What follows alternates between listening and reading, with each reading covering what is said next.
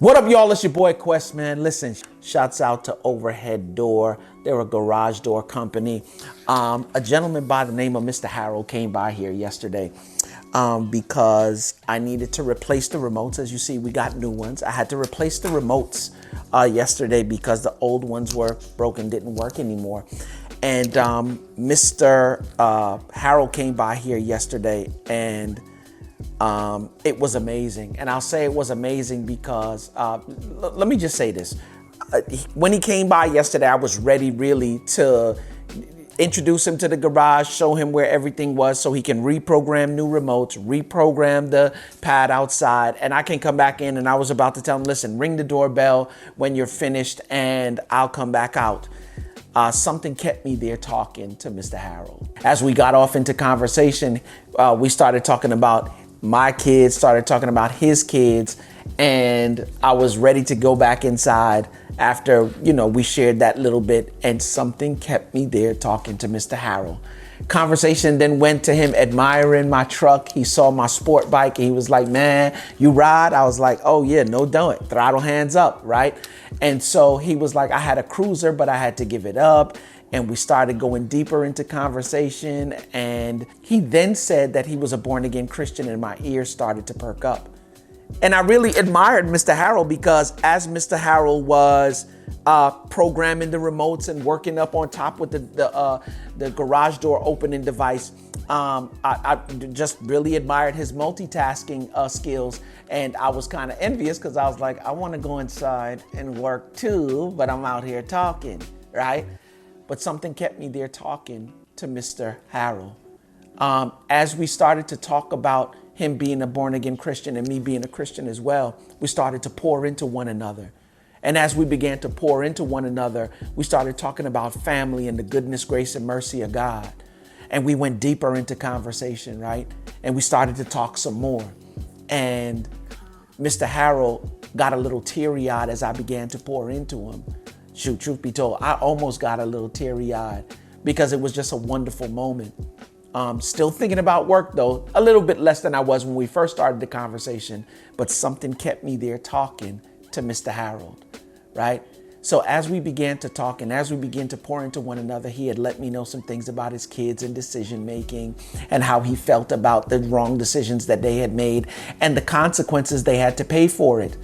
And so as we went deeper into conversation, Mr. Harold said, brother, it was good to meet you today.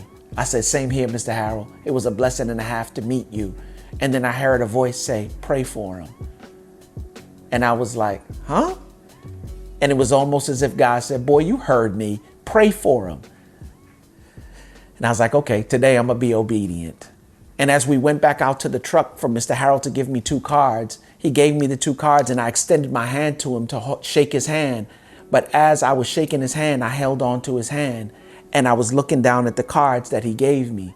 And he was explaining to me while I held on to his hand that you want to make sure that you get the door service at least once a month, just general information that he's given me. And he said, if you request when that time comes me, then I will be the one to come back and do it, right? And so as he was leaving, I said, Mr. Harold, let me pray for you before you go about your day today. And I prayed for Mr. Harold.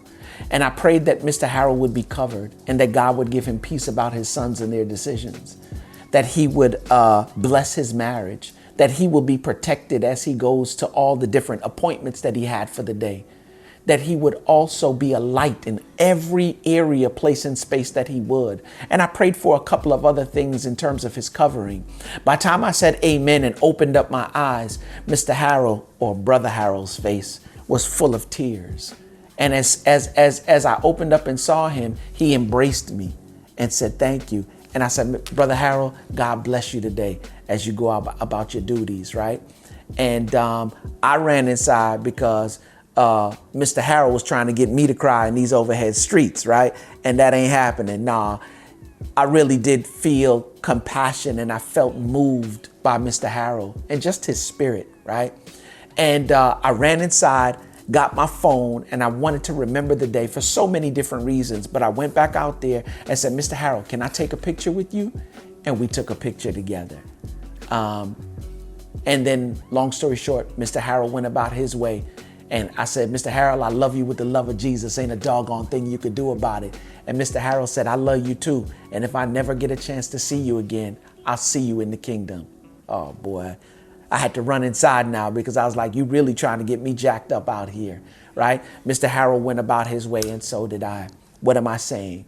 I'm saying that sometimes in marriage, you can be so rigid with your schedule. You can be so engulfed in what you have to do for the day that you miss out on the needs of your spouse. And it may be something as simple as a hug, an encouraging word, right? But you got to see the need. And I'm saying, don't be so rigid. I found out yesterday that sometimes I could be so rigid in my schedule that when God needs me to be able to minister to his people, that I'm not in the place, I'm not in the space to hear him. Why? Because I'm so focused on what it is that I got to do for the day.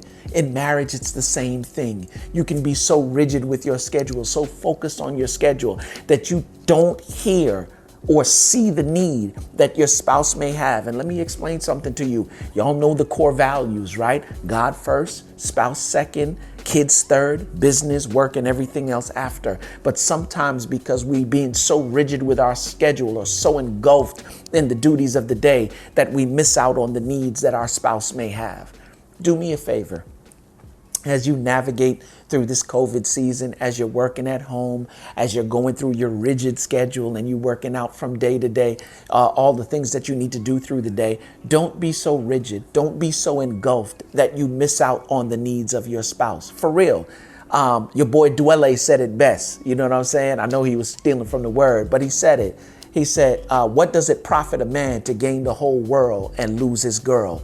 Right? And I'm telling you today from a spousal perspective, what does it gain you to profit the whole world and lose your spouse in the process? Y'all already know what I say about this thing. From shaky to good, from good to great. Ultimately, what we want is phenomenal, but phenomenal don't just happen. It takes work. So let's do that work, specifically on not making your schedule so rigid or engulfed in your duties of the day. You're so deep in them that you miss out on the needs of your spouse. You feel me? Because if you're not working on your marriage, then my friends, what are you doing? It's your boy Quest. Peace. What's up, y'all? It's your boy Quest, man, professional marriage and life coach. Listen, one of the things that we've always tried to do here, or one of the major themes here at the Greenhouse, right, or in the work that I do, is to concentrate on love, lifestyle, and legacy, right? And for the purposes of lifestyle, we wanted to create merch that is consistent with our ideas and beliefs as it relates to marriage. So listen, guys, you can see I got on the Tribe Called Marriage, raglan shirt, Tribe Called Marriage hat, and we have that and tons more merch in the shop. Do me a favor, if you like what we're doing and you like the merch, do me a favor, stop by, get some for you and your wife and support the movement. You feel me? Because if you're not working on your marriage, my friends, then what are you doing? Y'all already know what it is. It's your boy Quest. Peace.